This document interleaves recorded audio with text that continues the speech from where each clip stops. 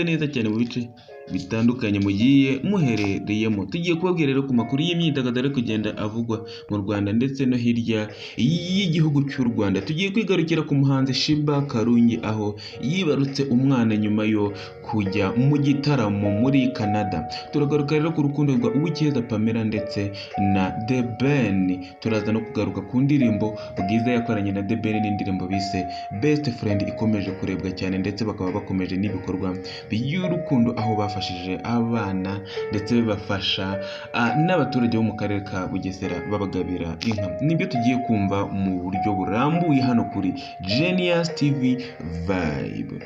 Reka twiherere kuri Sheebah Karungi aho yibarutse. Sheebah Karungi rero yibarutse imfura ye, umwana w'umuhungu yahaye izina rya Armel. Ikinyamakuru NBU cyo muri Uganda cyavuze ko inkuru y'uko uyu muhanzi yibarutse yatangajwe n'inshuti ye ya hafi yitwa Roden Y Kabako. Abinyujije ku rukuta rwe rwa Instagram, Roden Y Kabako niwe wavuze n'amazina yahawe uwo mwana w'umuhungu wa Sheebah Karungi.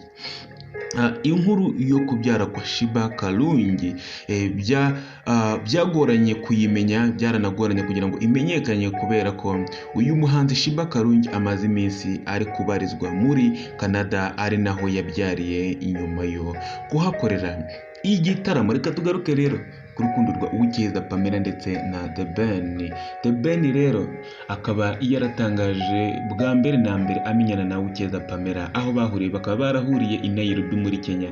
Akaba ariho The Ben yaboneye Uwicyeza Pamela ndetse akumva amarangamutima abaye menshi, emotion zibaye nyinshi, akumva ngo utuntu dutangiye kumunyuramo, akumva ibintu bihinduye isura muri we. The Ben rero ahita atangira gufata Pamela, afata namba yiwe, ndetse guhera icyo gihe The Ben akaba ataragiraga ngo ni urukundo, ahubwo akaba yaravugaga ngo ibyo ari byo byose ni agahararo, kuko yumvaga urukundo rurenze urukundo. Uwicyeza Pamela rero nawe yari ari kumwe n'inshuti zizeranye na The Ben. Inshuti za Uwicyeza Pamela nazo zari zizeranye na The Ben. The Ben rero akomeza kujya amuganiriza.